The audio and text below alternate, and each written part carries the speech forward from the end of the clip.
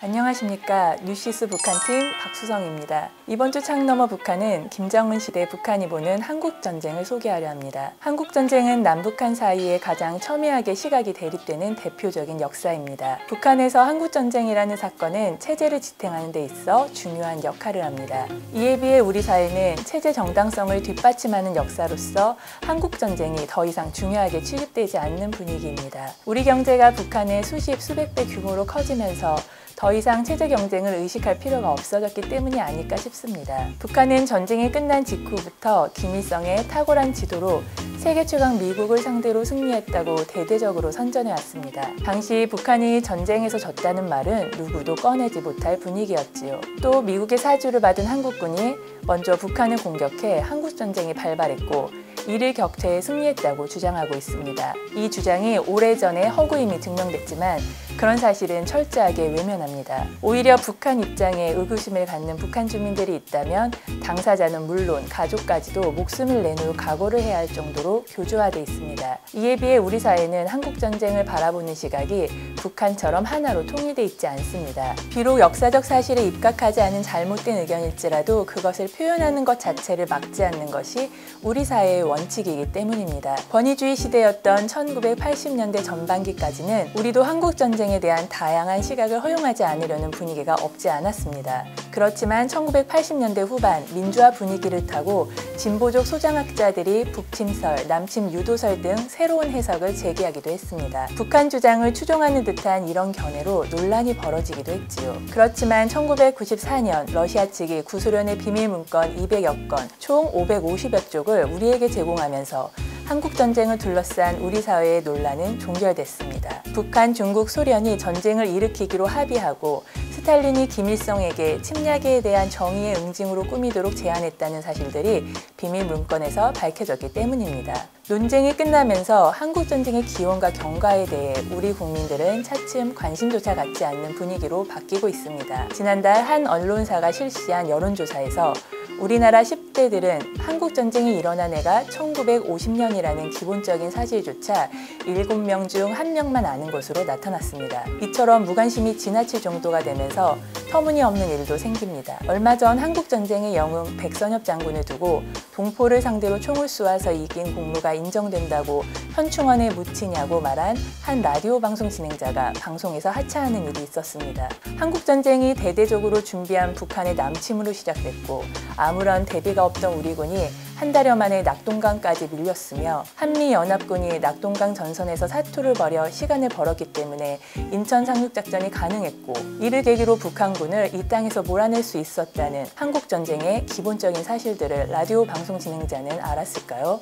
알았다면 낙동강 전선을 지켜내는데 1등 공신인 백선엽 장군을 폄하할 수는 없었을 겁니다. 지금부터는 김정은의 북한이 한국전쟁을 어떻게 다루는지를 소개하겠습니다. 우리가 한국전쟁을 기념하는 날은 전쟁이 발발한 6월 25일입니다. 북한이 남침한 날이 1950년 6월 25일인 것을 염두에 둔 표현입니다. 반면 북한은 7.27 전승절을 기념합니다. 1953년 7월 27일 한국전쟁 정전협정이 체결된 날을 자기들이 승리한 날이라고 주장하면서 전승절이라는 이름을 붙인 겁니다. 우리의 전쟁기념관에 해당하는 북한의 조국해방전쟁 승리기념관에서 일하는 해설자는 7.27은 세계 최강의 군사력과 경제력을 토대로 세계의 왕으로 군림하던 미국과의 전투에서 우리가 끝끝내 나라를 지키고 자주권을 수호한 날이라고 보기 때문에 전승절이라고 한다고 강조합니다. 2014년 북한을 방문했던 한 재미교포가 쓴 글에 나오는 내용입니다.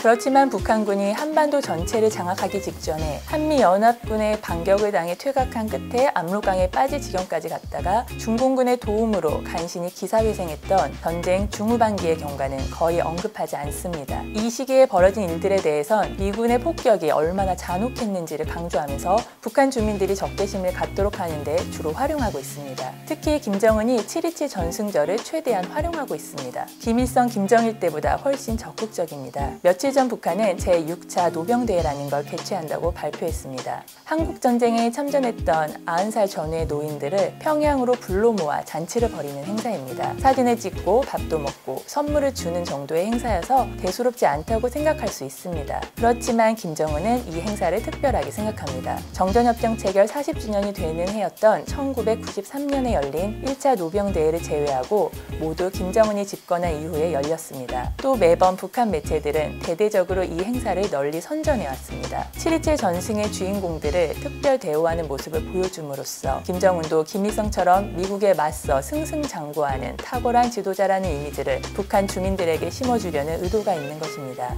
2017년 7월 미국 본토를 공격할 수 있다는 화성 14호 미사일 시험 발사에 성공한 뒤 북한 매체들은 50년대 전승 감격의 재현이라거나 침략자 미제에게 최후 멸망을 선언한 대승리라고 목청을 높였습니다. 김정은이 한국전쟁의 승리 못지않은 커다란 승리를 거두었다고 강조하는 분위기였지요. 김정은은 권력을 물려받자마자 1953년에 개건했던 조국해방전쟁 승리 기념관을 대대적으로 보수하기 시작해 1년 뒤인 2013년 7월 27일에 거창한 준공식을 하기도 했습니다. 이처럼 미국의 승리한 할아버지 김일성과 자신을 같은 자리에 두려고 안간힘을 쓰고 있습니다. 북한에서 역사는 과거를 객관적으로 재현하는 일이 아닙니다. 정권과 체제를 옹호하는 데 필요하다면 역사는 얼마든지 고쳐줄 수 있는 신화입니다. 과거를 잊은 민족에게 미래는 없다라는 말이 있습니다. 일제시대 치욕의 역사를 잊지 말자는 의미로 많이 쓰이는 글귀입니다. 북한의 전승절을 보면서 이렇게 패러디해 볼 수 있겠습니다. 과거를 그럴듯하게 지어내지 못하는 정권은 살아남을 수 없다고 말입니다. 그런데요, 코로나19에 취약하다는 90살 넘은 노인들이 평양에 모두 모이는데 북한의 코로나는 괜찮을까요? 창너머 북한 많은 관심 부탁드립니다. 감사합니다.